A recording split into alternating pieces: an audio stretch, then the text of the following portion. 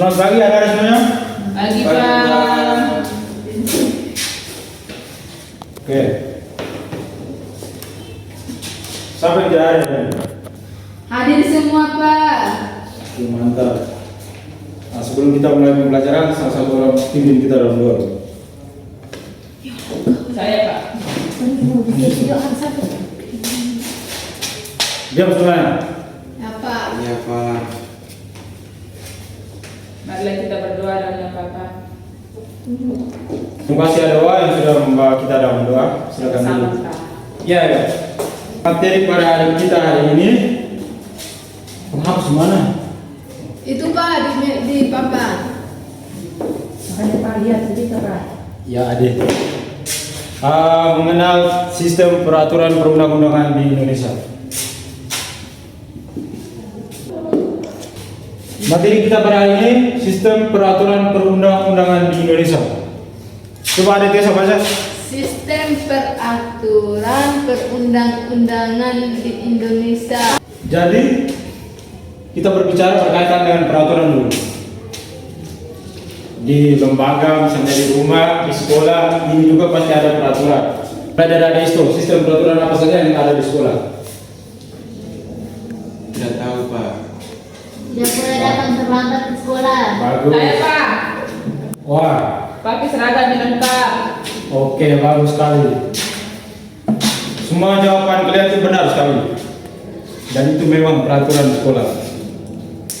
Kita masuk mengenal peraturan perundang-undangan pusat maupun daerah.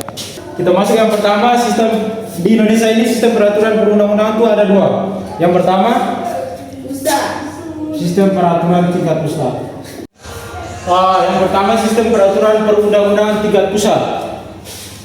Pak baca, peraturan pusat adalah peraturan yang dibuat oleh pusat dan berlaku untuk seluruh negara Indonesia secara keseluruhan. Jadi peraturan perundang-undangan di Indonesia ini dibuat oleh MPR atau DPR yang baru-baru kalian pemilih kita di negara Indonesia memilih secara umum. Misalnya presiden, DPR, bupati itu di daerah.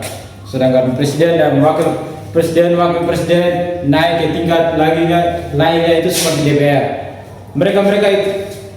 Mereka itu yang membuat undang-undang. Jadi mereka yang merubah atau merancang undang-undang itu mereka. Lalu yang menjalankan itu kita sebagai masyarakat.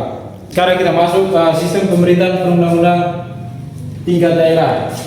Yang pertama, peraturan pemerintahan tingkat daerah adalah peraturan perundang-undangan di Indonesia yang ditetapkan oleh Presiden Republik Indonesia pada tingkat pusat, sedangkan di tingkat wilayah dan daerah ditentukan oleh eksekutif untuk menjalankan peraturan perundang-undangan sebagaimana mestinya untuk dijadikan fondasi landasan.